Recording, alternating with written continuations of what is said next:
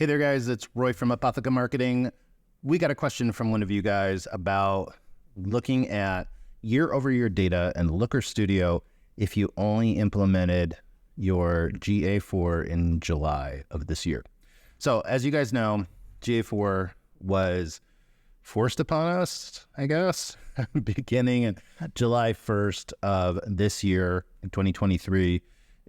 Google officially cut off the data for Universal Analytics. Now, a lot of people were still getting data coming through on Universal Analytics for weeks to a couple months, but for a lot of people, that data shut off in July. So for those who waited to implement GA4, unfortunately, they may not have year-over-year data available in GA4 going back before July.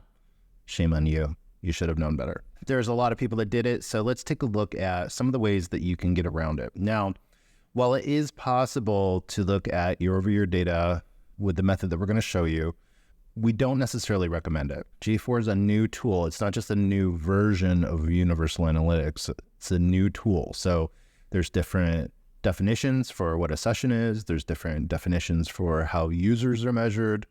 There's different attribution reporting for your marketing programs. So while they're similar in measurement, and some companies may not notice huge differences between the two, they are different. So they're not exactly the same measurement. So just as long as you're noting that and setting a big caveat with your reporting that, sure, this is, it's data that looks at year over year, it's not necessarily exactly the same data.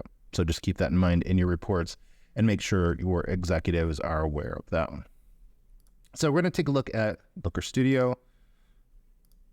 Let's get to the right accounts. We're going to start with a blank report.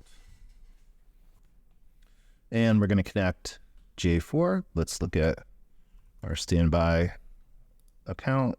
So you can see here, this account has both Universal Analytics, has the UA in it, and GA4. And so we're going to take a look at GA4 first. Going to add that as a data source to the dashboard. Let's get rid of this default thing. And let's take a look at something simple. So we're going to take a look at something that, it might be a common question that you get from an executive to look at year-over-year sessions, for instance. So we're going to have a date range for this chart, and we're going to take a look at sessions.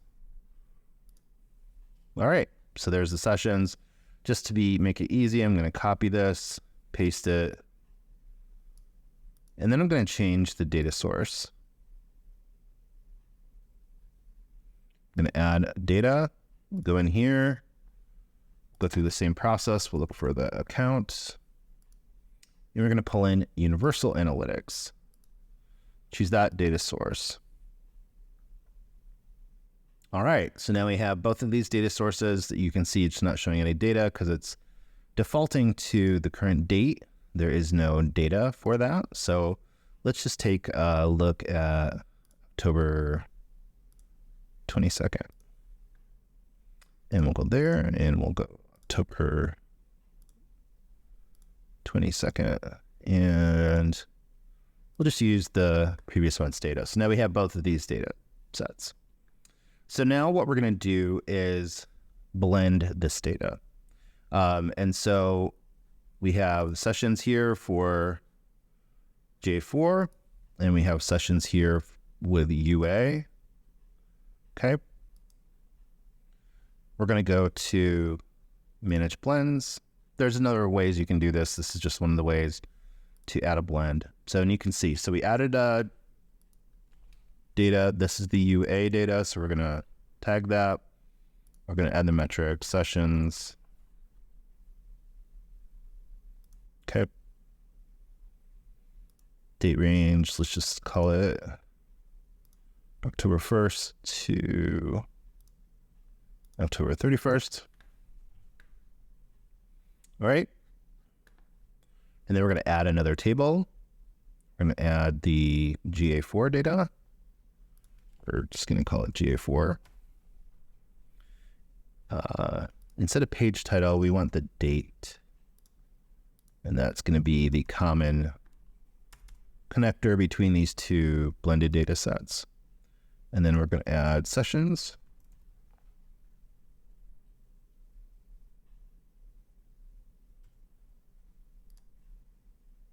Okay, so now we have the data from the Universal Analytics and we have data from GA4, and now we need to join them. And so there's a number of different ways that you can join data, very similar to joins in SQL if you're used to that. We're going to simplify this. We're not going to go into what all these different joins are, but what I do know is that we're going to want the full outer, because that's going to just show all of the rows.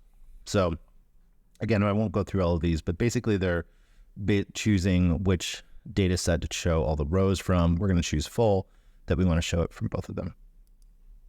Okay, so we've saved that. We're going to save this data blend. Okay, close that. And now I can highlight both of these, and I'm going to click on blend data.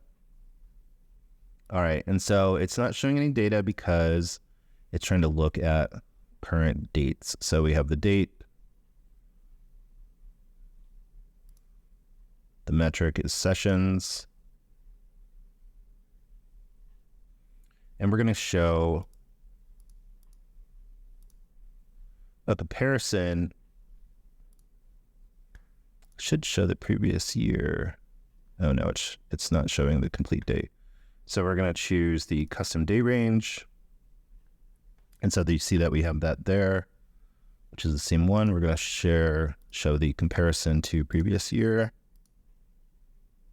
Oh, didn't show the right previous year. So let's show October 1st through October 31st. All right, and so now you can see this is the chart for the UA data, or the GA4 data, and this is the one for the other, so you can see the comparisons.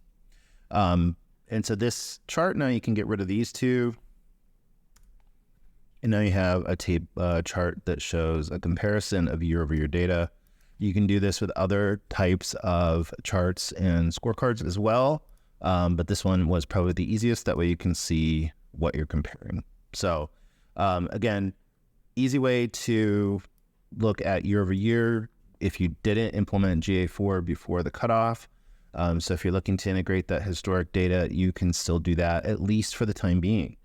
One of the things to keep in mind is that Google has said that they will allow you to keep the Universal Analytics alive for a while. And there's varying, sources that say it's only going to be for a year. It's going to be for a certain set period of time, and then they're going to shut off that data. They don't want to continue storing it forever. So all that historic data you have, it probably behooves you to download it and manually download it into Excel documents. Is probably most of your choices. If you have Google 360 and a paid Google account, you can integrate it with BigQuery. But if you don't have a paid Universal Analytics account or 360, then you're not going to be able to do that for free. So GA4 currently integrates with BigQuery for free, so you can actually be loading your data into BigQuery for free-ish. Actually doing the queries and stuff like that will cost you over a certain amount, but that isn't available for most people on Universal Analytics. So your option in the future to preserve this data, if you so choose, will be to download it, which is super clunky, super annoying.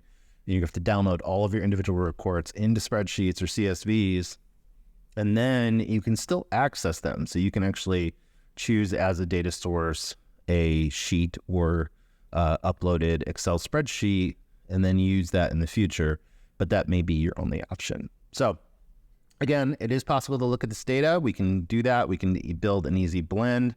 I don't know that I would do it unless you get a specific request from somebody, because again, it is different data. So the definitions are different. We're going to link to a video that we did a while back that talks about those different definitions and why you're not looking at apples to apples. So check that out in the links below.